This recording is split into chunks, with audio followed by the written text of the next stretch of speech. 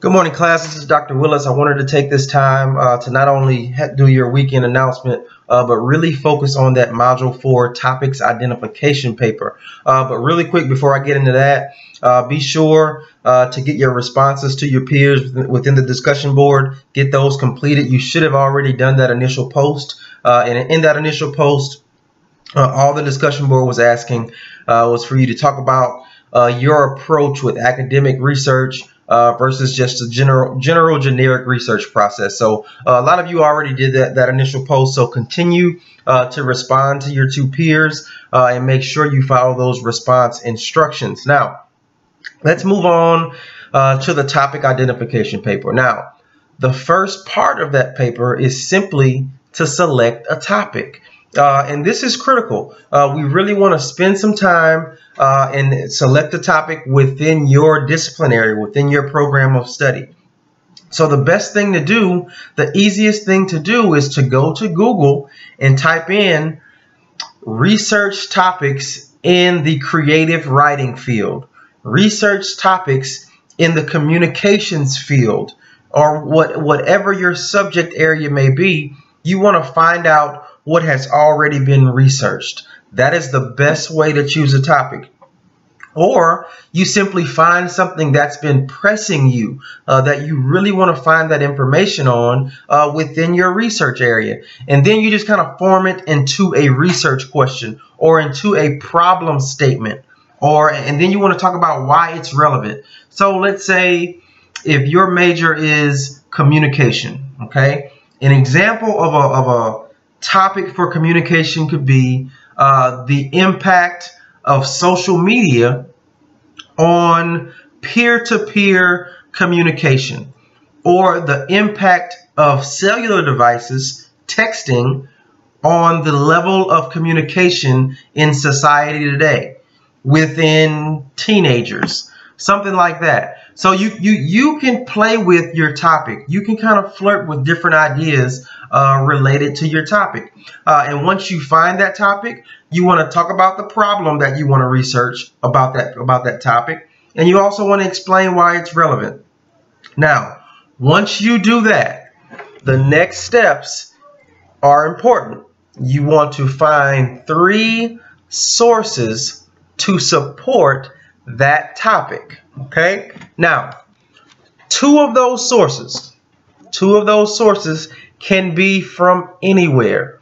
They could be newspapers. It could be magazines. It could be just an online article, an online subscription to something. Wherever you get those resources from, it really doesn't matter.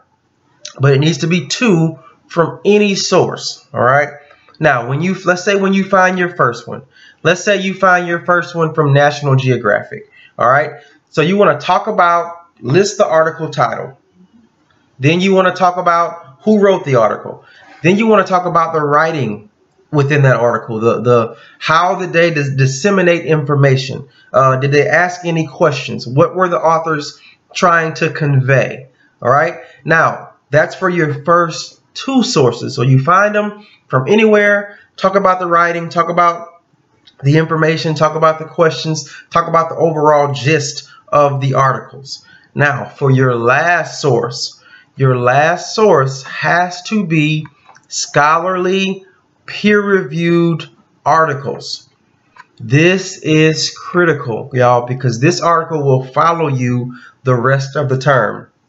It needs to be a scholarly, peer-reviewed article. You could go to the Shapiro Library.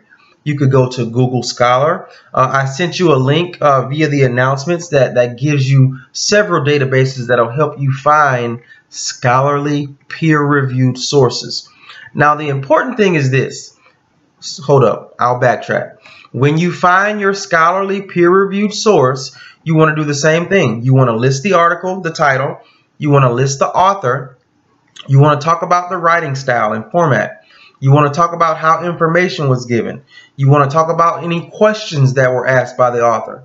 You want to talk about what the author was trying to convey, all the information there. And you also, for this scholarly source, you want to talk about if the research was qualitative or quantitative.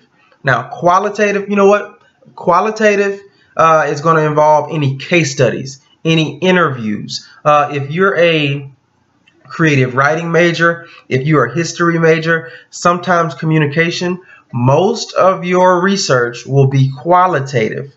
Quantitative is going to involve numbers, data, surveys. Quantitative, think numbers. So anytime you find an article or a research study and it talks about a certain number of people were surveyed to collect data, that is a quantitative study. All right. So excuse me. So once you get all that information, you get all those three done, your last section, you want to compare and contrast the writing style. What was the biggest difference? You also want to talk about the one resource that you found that stood out to you the most. So this is a pretty lengthy paper because it's a lot of information. You have to capture a lot of information. So be sure that you work to find that scholarly source. Most people don't have a problem finding the first two sources because you can get those from anywhere. But what you want to focus on is either going to some database to really focus on getting a peer-reviewed article. Okay? Now, whenever you submit those articles, that assignment, if it's done wrong, I will grade it, but I will offer you the opportunity to resubmit.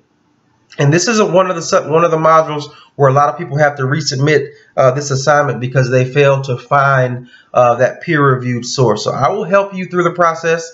Please don't get disheartened if you do it wrong the first time. I'm here to work with you. I promise you, Dr. Willis I'm not going to laugh. I'm not going to demean you in any way because you got it wrong. I'm going to simply say, hey, let's work to find a better article, or let's work on fine-tuning your topic, okay?